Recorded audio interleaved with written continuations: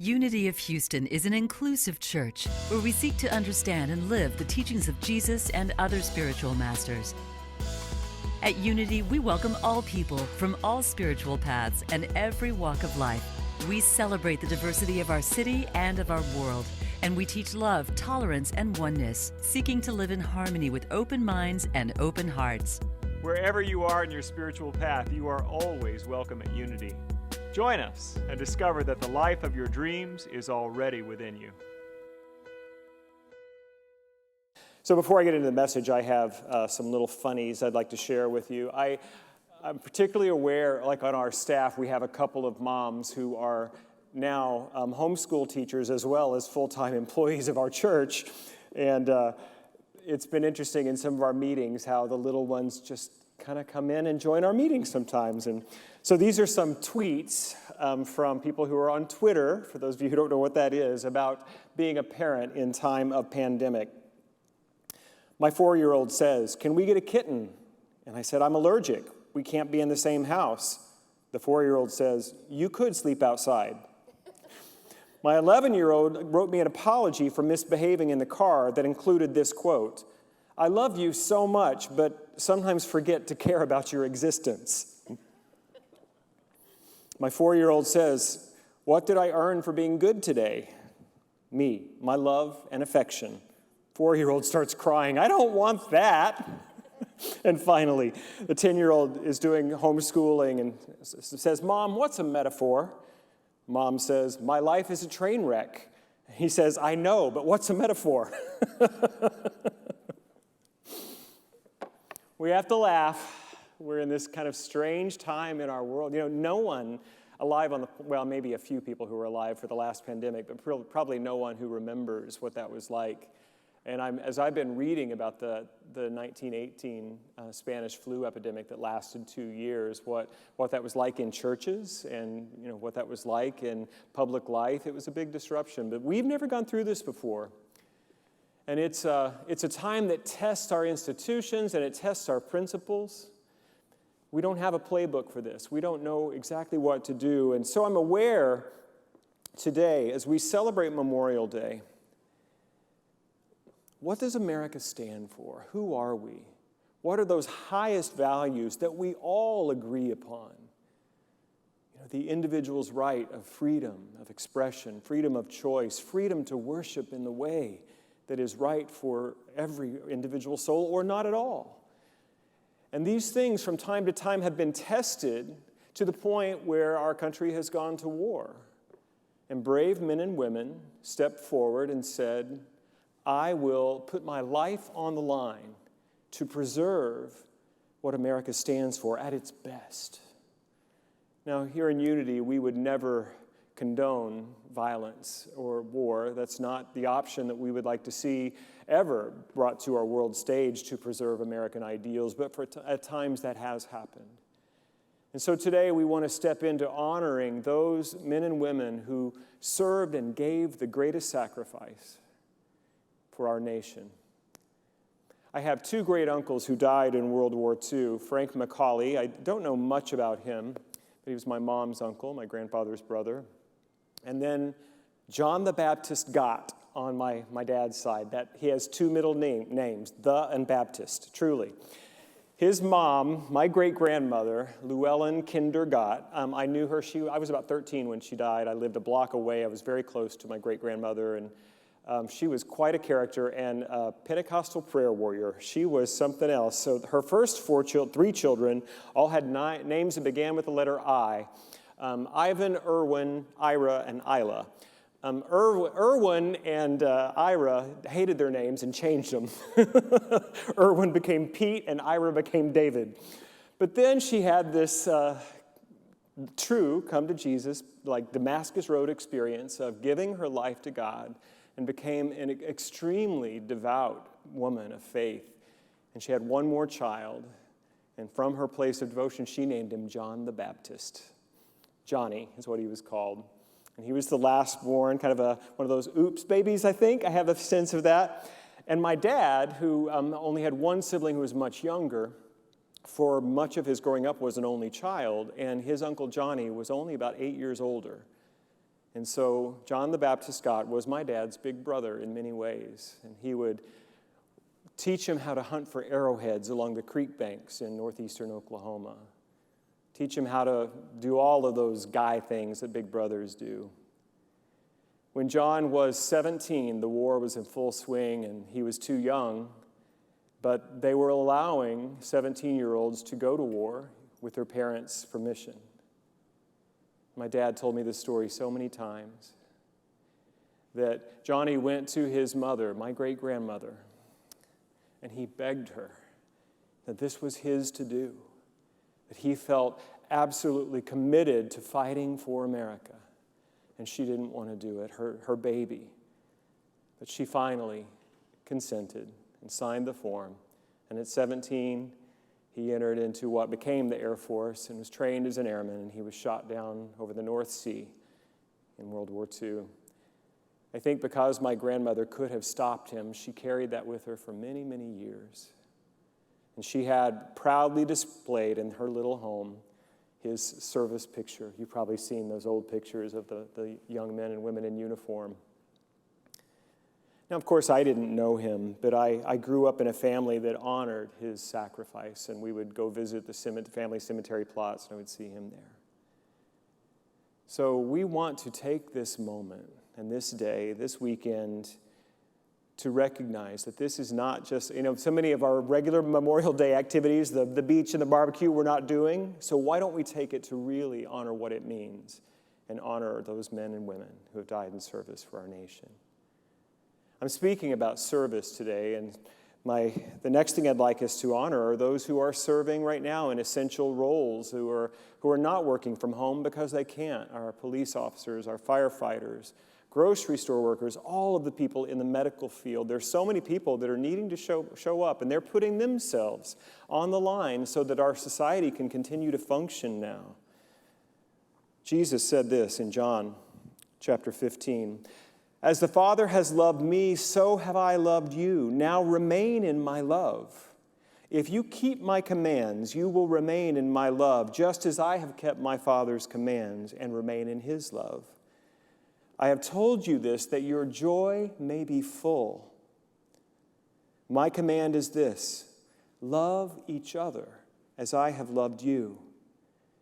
Greater love has no one than this, to lay down one's life for one's friends. You are my friends if you do what I command. It's a beautiful passage. That we are here to be the expressors and exemplars of love. That's why we're here. We love God, but we love each other. And to love each other to that degree that we are willing to put our lives on the line to serve others. That is an amazing, amazing love. Metaphysically, I think what we can take from that is that we lay aside our sometimes self-centered and selfish earthly concerns and desires for the greater good of the whole.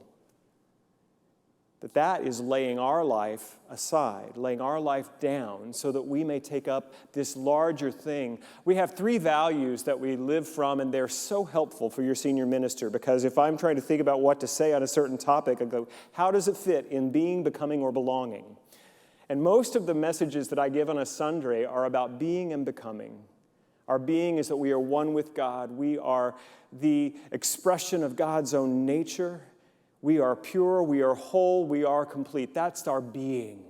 And so many of my messages are to remind us of that again and again, of who and what you are as sons and daughters of God. Our becoming is that we have to grow into it, that we have places where we've forgotten. We need to heal. We have to grow up. We have to, clean up our act a little bit. And that is, nobody is perfect in this incarnation, that we all have the becoming. I don't get to talk that much about the belonging aspect. You see, the being is really about the individual truth. And actually, the universal truth, It's the universal truth that there is only one power and one presence. We are part of it. The becoming is about the individual path of discovery and evolving into that truth. But the belonging is different. It's about the group. It's about the collective consciousness. And for most of our teaching in Unity and New Thought, we focus on our being and becoming. But our belonging is so important. Our belonging is what gives us the framework and the container so that we can do our work of being and becoming. And service, being active in our love for each other by laying aside what we want in the moment to do what is good for others. The mystery, the wonderful secret of this, and those who volunteer in this church on a regular basis, they know it. That's where fulfillment comes. That's where joy comes, is in giving something of your own time and energy and talent to make something bigger. A couple of weeks ago, I talked about the fact that we all need to be part of a bigger story. And that's one of the great things about spiritual community. And today, I want us to consider how we can all be part of growing and evolving and healing the bigger story of our nation and our world. I hope that you will take some time in the next couple of days to honor those who have laid down their lives for others and ask, what is mine to do here? What is mine to do that would serve the greater good of my fellow men and women? I'm going to do a little bit more Jesus for you today. This comes from the Gospel of Luke, chapter 10, beginning in 25. On one occasion, an expert in the law stood up to test Jesus. They were always testing him. Teacher, he said, what must I do to inherit eternal life? What is written in the law? Jesus replied. How do you read it? He answered, love the Lord your God with all your heart and soul and all your strength and all your mind, and love your neighbor as yourself. You have answered correctly, Jesus said. Do this and you will live. But he wanted to justify himself, so he asked Jesus, and who is my neighbor? Well, he stepped in it there. That's the $1,000,000 question. Who exactly do I have to love as myself? You surely don't mean, You can't mean, I mean, give me some parameters here, Jesus of Nazareth. Who is my neighbor? Now, Jesus was often not a confrontational teacher. Sometimes he was. In the way we understand it, the historical man, sometimes he would stand up and make a very strong statement against or for something that wasn't in alignment with truth or something that needed to be brought forward. But he often taught by story. And so when this expert in the law and said, all right, big shot, who is my neighbor exactly? Jesus responds by telling a story. A man was taking the road from Jerusalem down to Jericho. This was a road that was rugged, 17 miles of desert highway that had huge boulders and caves where thieves and robbers would often hide to ambush the unsuspecting. And as he was making his way down to Jericho, this is exactly what happened. He was set upon by thieves. And they took all that he had, and they beat him and left him for dead, lying in the side of the road. Jesus continued telling this story, and you can already feel people are on the edge of their seat. What happens next? What happens next? Well, next what happens is a priest comes along. Now, I've always imagined this story that the man who was beaten by the robbers is unconscious. But I was reading some commentary this week preparing for this message, and one of the theologians said, what if he was awake and simply unable to move? What if he saw the priest coming towards him and said, a priest, a man of God, someone who is going to come help me, how grateful I am. And before the priest could even get within shouting distance, he walked to the other side of the road and went upon his way. Next to come along is a Levite. Now, in the Jewish culture, There were the 12 original tribes of Israel. The Levites were the ones who served in the temple. They were holy men. And the Jewish people at that time had very strict laws of purity and cleanliness. Now, I'm sure that our guy sitting there wounded, afraid, near death, could see this another holy man come. He said, well, surely he will see that I need help, that he could violate his laws of purity to come help a fellow traveler, someone who needs him. And Jesus said, and the Levite crossed the road and went upon his way. I love how these in stories, it's always threes. Have you noticed that? They're always threes. 3 bears, 3 pigs. You know, there are always 3 of them. Well, a third man came along the road, a Samaritan. I have to tell you a little bit what this means. Today, we have really good associations with that word. We have hospitals named after Samaritans. We have generous causes that support people named after Samaritans. For us, it is a holy, beautiful, generous, loving, service-oriented person.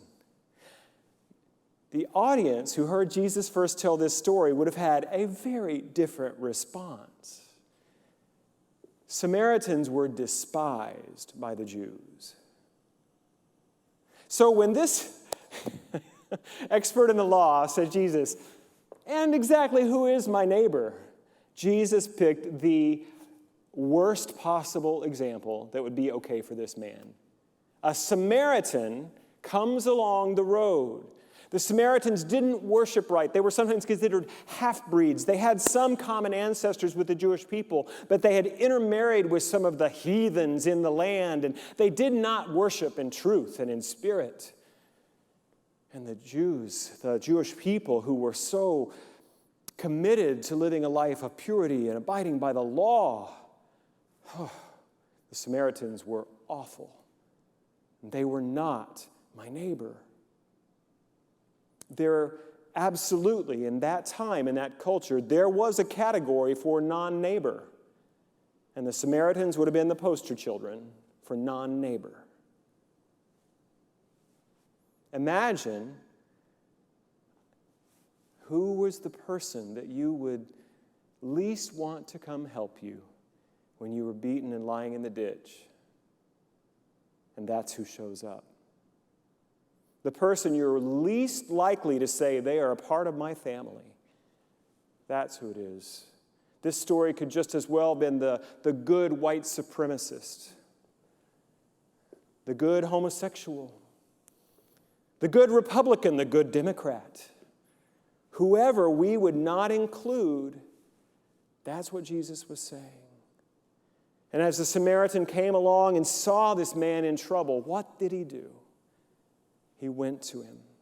He bound his wounds with bandages. He put him upon his own donkey, took him to an inn, cared for him overnight, and then the next morning paid in advance to the innkeeper and said, I need oil and wine to heal this person.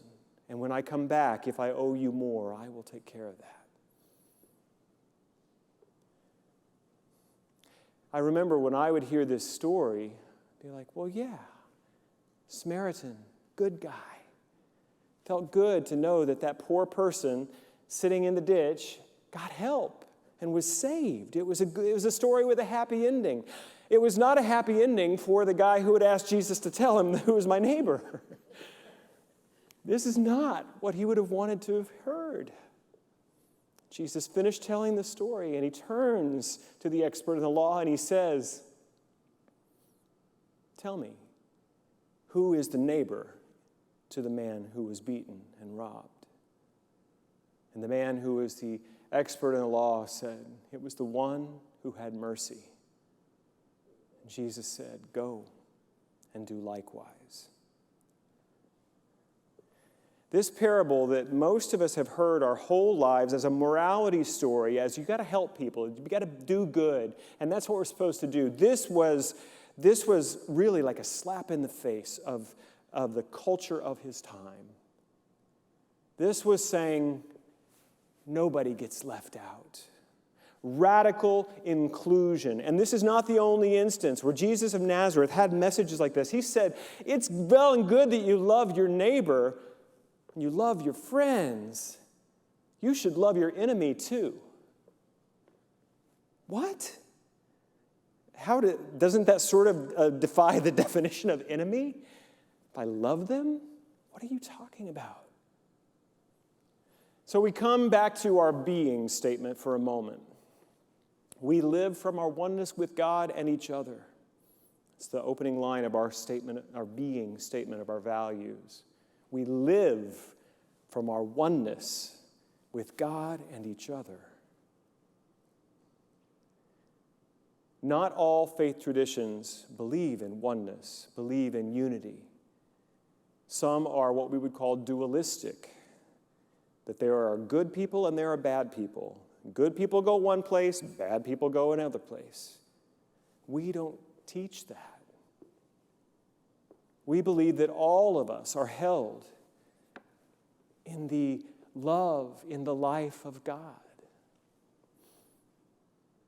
I've been scolding a little bit lately, and I don't mean to, when I see some of my friends who are like being a little otherizing on Facebook. I've been kind of talking about it a little bit, and don't worry, I'm not going to scold too much today. But I think I understand it. That when something of our safety and our certainty is threatened, there's something in our collective consciousness rooted in dualism that finds comfort in identifying the enemy, that finds comfort in knowing these are my people and those are not my people. Neighbor, non-neighbor. And so sometimes it would really be easier to be in one of those other churches where we can even just say, they're the problem. It's not compatible with our unity teachings. No, I have a friend who is a former evangelical, now an agnostic, and she joined one of our services during this shutdown, and she said, it just seems like anything goes at Unity. It's just easy. It's like you just love everybody. Yeah, that just... And I get that people think that. It's a misunderstanding of who we are and what we stand for. That it's an easy go along to get along kind of a thing. Now, what we're asking ourselves and our community to step into is really difficult. Because we live in human bodies and we live in human societies, it is really difficult to say, I will love my enemy. All are my neighbors. And not just in an idea, but in specifics. That's where it gets tough. When we see specific people saying specific things and doing specific activities, it becomes really hard to say, you are my brother. You are my sister. This does not mean, hear me, that we have to approve of the activity. We do believe that evil exists. There is no power for evil, but evil is when men and women have forgotten the truth of their own beings and they have acted from a system, from a thought, from an idea of separation of me and other. That is how evil finds itself in our world. And there are times that we have to love with strong boundaries. Can I get an amen? I'm just a couple of us here, but I need it. That we can love with a tough love. And we can say, no more will you treat myself or others in that way. But not to do it from hatred.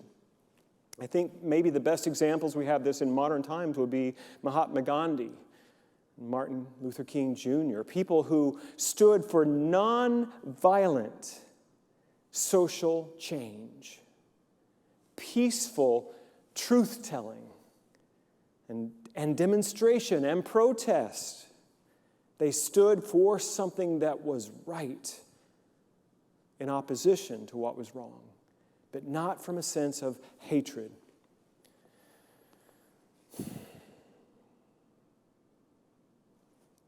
When we get pushed, when we get threatened, we want to find the other. And so my admonition and my invitation to all of you listening or watching today is when you might be feeling stressed in this time. Your finances might be uncertain. You may have lost your job, your career. There may be some real concerns about health. People have died. Almost 100,000 people as of this morning have died from this illness. My own family. A church near here, 5 staff members were ill. The lead priest died. This has caused a lot of uncertainty. And in times of uncertainty, we want to put up the fence, take care of me and mine. And what I'm inviting you to do is to open your heart, to become that space of love and possibility. So I said I wasn't going to scold, but I'm going to, just a little bit. Before you fire off that angry tweet, before you otherize the person. I was thinking about this morning. I have a minute. It wasn't in my notes, but I want to share it. We call people names to dehumanize them. And there are a lot of names out there. I see a lot of my friends who are, and it's so interesting how the conspiracy theories on the far right and the far left have come around the globe and end up in the same place. That one, I still haven't quite figured it out. But have you heard the term sheeples? It's a term for people who are saying you're not paying attention, you don't have the right facts. You see, if we can find a name, then they're no longer our brother and sister, they're the other. And when we see leaders calling people names, it's a way of demeaning and diminishing. That's why when we see social injustice, it's important that we say the name. Ahmaud Arbery, the man in Georgia who was killed while jogging, he has a name. He's not just a young, suspicious black man in a neighborhood where he didn't belong, is some of the story that I've been hearing to say, no, this was a young man with a name. I was called names as a kid. I called other kid names. It's a way of kind of getting camaraderie with the in crowd, and I'm not that person over there. It's hurtful. I think it's something kind of universal in the human development. But when you see leaders and grown-ups, supposedly, calling names, it diminishes. In Nazi Germany, they took all of the belongings, from the people, particularly the Jews in the concentration camp, and gave them a number. It dehumanizes. And if we can keep our hearts open to see humanity, we're going to be fine. Who is our neighbor? I'm going to go back to that great commandment. It actually comes from Deuteronomy and Leviticus. It's the best part of Leviticus. To love the Lord your God with all your mind, with all your heart and soul, with all your strength and all your mind, and to love your neighbor. And many stop right there. To love God and to love others. Done. But to love your neighbor as what? Yourself. You see, if we are not able to take down the walls of opposition and exclusion within ourselves, we will not be able to be this place of love and inclusion on the planet. And I know that each of us has a whole choir singing in our head with comments and opinions and thoughts and a committee. I used to hear people talk about it in my 12-step meetings. The committee is way in this morning. And I find there's actually some really helpful techniques called image dialogue technique, or where you actually name these people that are inside your brain and giving you information. You can talk to them and ask them what it is they're trying to help you with. But I'd just like to invite you to do this with 2 people that live in your head, your inner critic and your inner champion. All of us have them. There is a voice in your head that tells you you're never doing it right well enough. Still not perfect. You're not good enough. That voice is in all of us. Sometimes it sounds like a parent, just saying. And then we also have an inner champion, a voice inside that says, keep going. You're doing great. You don't have to be perfect. to be perfect. So this week, I would invite you to, as we are looking to serve one another and be more expansive and inclusive, start right here. Start right here by loving and accepting yourself exactly as you are today. This is where you are at this moment of your eternal journey. This is not the end of your story. This is a chapter, a page, a word, a letter. You are more than you know yourself to be. And when we can begin to love others as we love ourselves, to love God with all that we have, we become a space of possibility on the planet. We're going to end with a video. I had the great honor of being invited to be a part of a project. This was part of our Grow Unity work that Jackie Lyles and her company led us with, or have been leading us with for the last few months. And one of our partners in this has been the Texas Medical Center Orchestra and their conductor, Libby LaBelle, and she really wanted me to be a part of this project of singing a song and the song that Julia sang in the beginning was by Diane Warren from Pearl Harbor. This is a song by Diane Warren that was nominated for an Oscar just this year from Breakthrough. And it's a message about how we can be there for each other. I don't know what's going to come of this time, but I'm committed that it's good. I'm committed that it's good for me, for my church, and for my world. I'm standing with you. God bless you.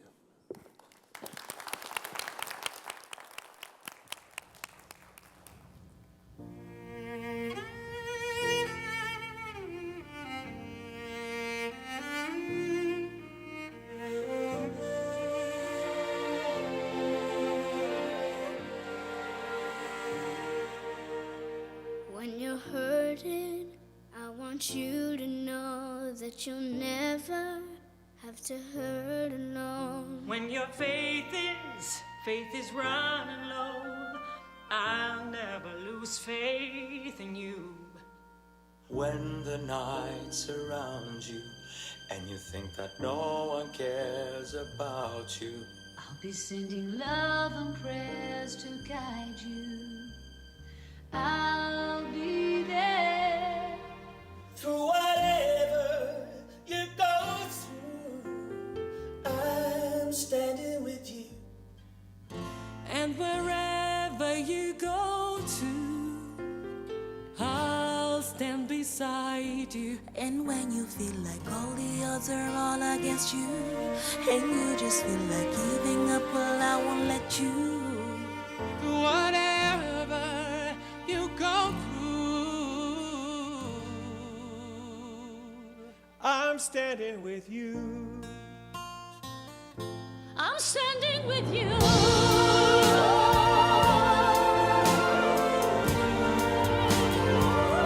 I'm standing with you.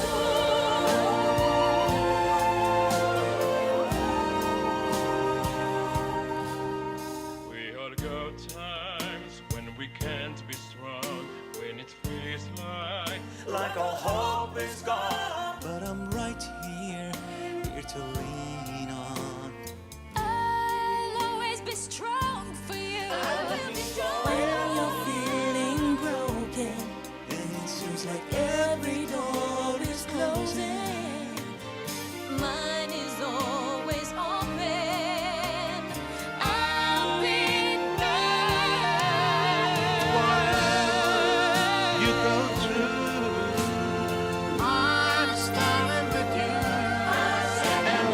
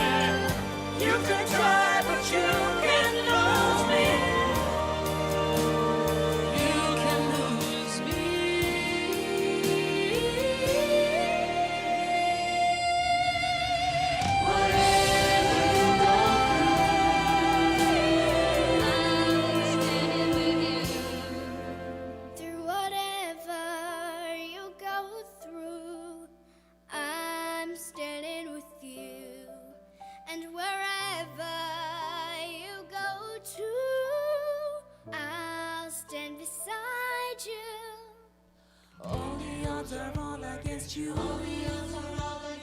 Giving up, but I won't let you. All the odds are all against you. Giving up, but I won't let you. Giving up, but I won't let you. All the odds are all against you. All the odds are all against you. Giving up, but I won't let you. You go through. We're standing with you. I'm standing and wherever you go through, we'll stand beside you. I'm standing with you. You saw me through. We're standing and wherever you go through, standing with you. Stand beside you. Wherever you go through, standing with you.